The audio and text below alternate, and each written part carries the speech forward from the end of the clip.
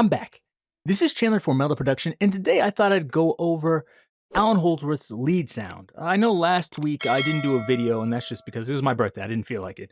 But 2 weeks ago, I did the video on Allan Holdsworth's clean tone, and now I'm going to do the distorted lead tone today. So let's get into it. Just as last time, I went in here and I stuck an amp in here, and then I stuck a cabinet.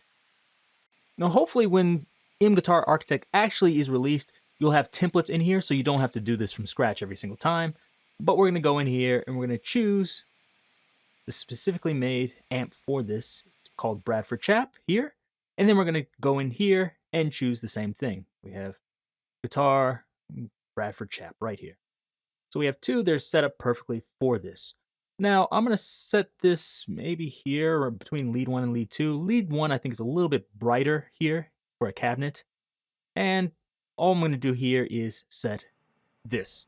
Now let's test it, see what it sounds like. Okay, so I haven't adjusted anything, that's just the sound. This amp is specifically made for that type of Allan Holdsworth lead sound. I recommend you use your bridge pickup, especially a bridge humbucker. Here it has this lead smoothing, and this will smooth out the input, so you can get a smooth sound without doing too much. So if I turn this on, if I turn this all the way down, it sounds like this. All the way up, it sounds like this. You hear it's much smoother, it's cutting off that top end. So adjust that wherever you want. I think at the default around 50% sounds good, but we're gonna adjust everything a little bit afterwards. So let's go and use a looper to put in something so we can actually hear this while we're adjusting things. Turn off follow host playback infinite record mix. We're gonna hit record and play something in there. Also, I should mention, if you think your guitar is a little bit low in volume or too high, use the analyze input level to get your input level just right. It'll do it for you automatically, but mine is right at 0 just plugging it in, so I think I'm okay. Anyways, here we go.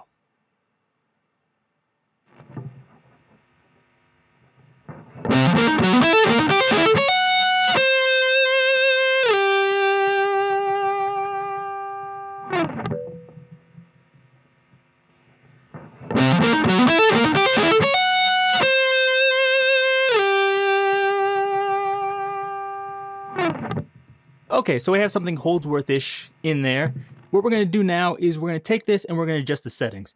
Before we actually adjust any settings in the amp or cabinet, what I want to do is I want to set up the ERs, which I showed you before as the early reflections. Now we have these, we have different ones like large room, bathroom, hallway, etc. But I'm going to set these to fusion. These will give us that Allan Holdsworth tone.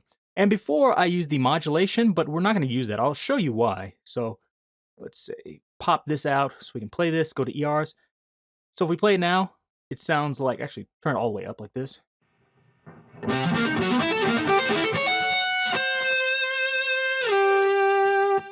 But let's try turning it with the modulation and you'll see what happens.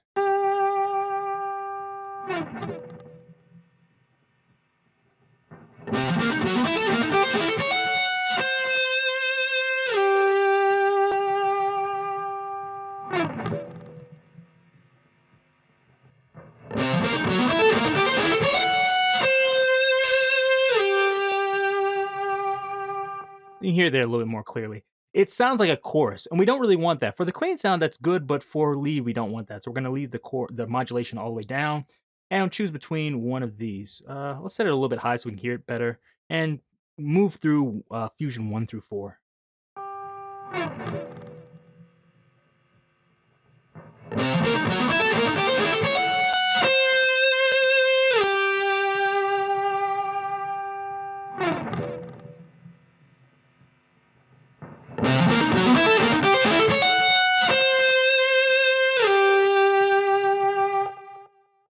Now, to me, I think 3 sounded the longest and the largest, but I think 4 sounded a little bit better. I don't want something too big for this. Another thing, you can also adjust the width here, which I probably don't. I think this is fine how it is. But the high pass and low pass filters can make a difference. If you turn the low pass filter all the way down, it's going to cut off the early reflections and make it sound a little bit more dull, if that's what you want.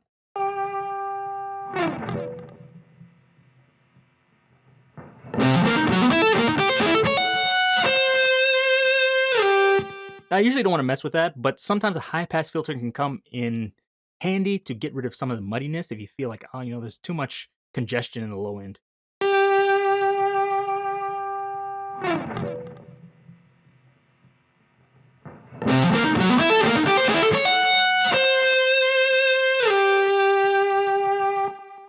I sometimes find it up to like 250 hertz sometimes gets rid of that mud.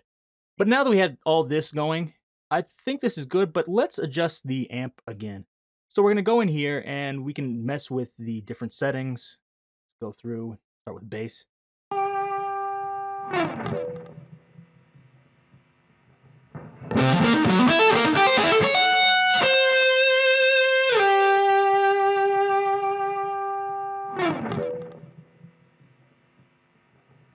Actually, for this, it might be easier just because can't play all the notes at the same time. So let's mess with the low mids.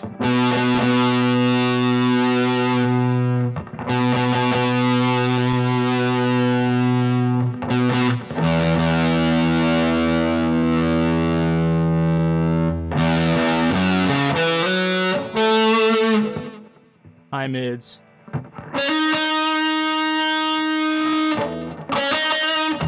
That's way too biting. Let's turn this down.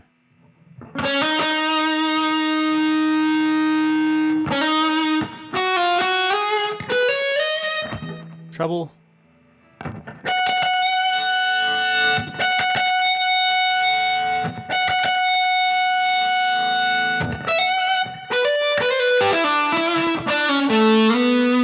Maybe down a little bit. A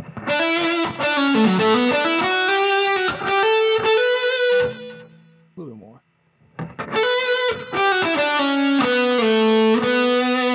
And let's check out the presence.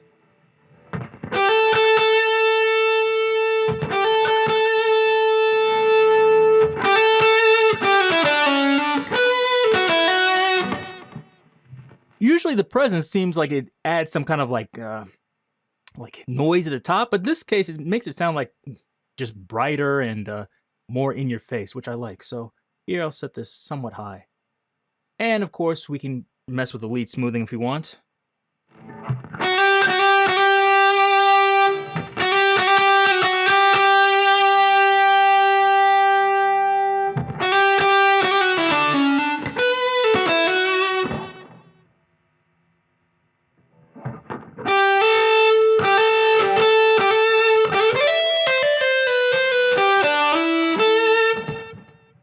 So this is starting to sound pretty good to me. Play it with the loop we had. Turn this off.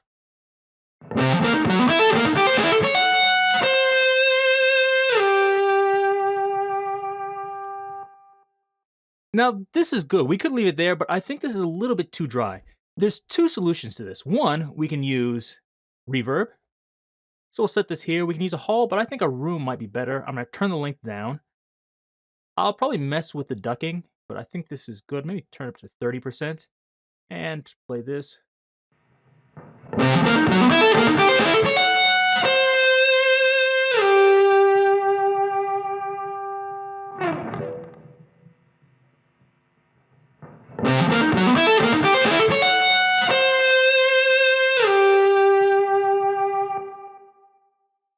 So here you can hear the reverb, but it's not overbearing. This is probably what I would use, but there's another solution you can use besides the reverb. If you don't like that, we can use the delay also. So set this to whatever you want. I might sync this with the delay, but since I'm not playing a song here, I can't do that. But somewhere around maybe 300 to 400 milliseconds seems pretty good. Turn the mix down a bit. The feedback you can adjust to wherever you want. It's already in stereo, so I don't really need this or the ping pong, I think. So let's hear this.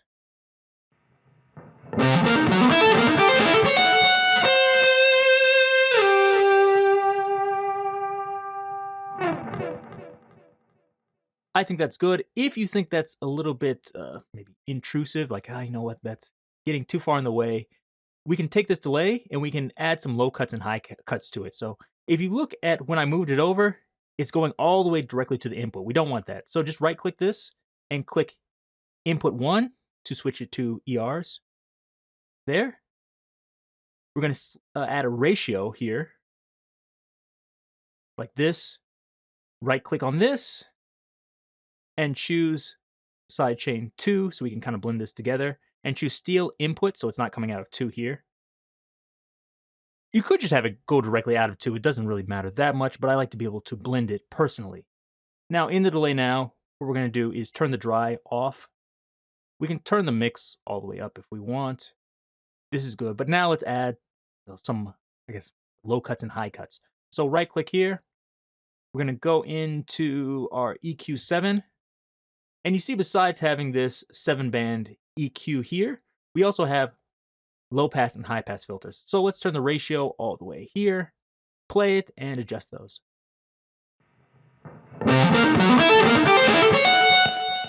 Ooh, didn't realize. Actually, really loud. Let me turn this down.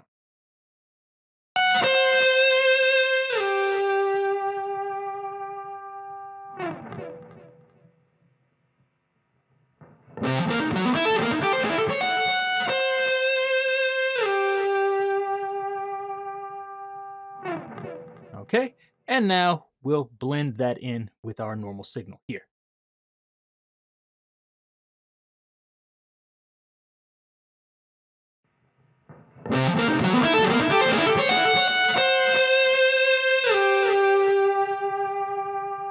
Less.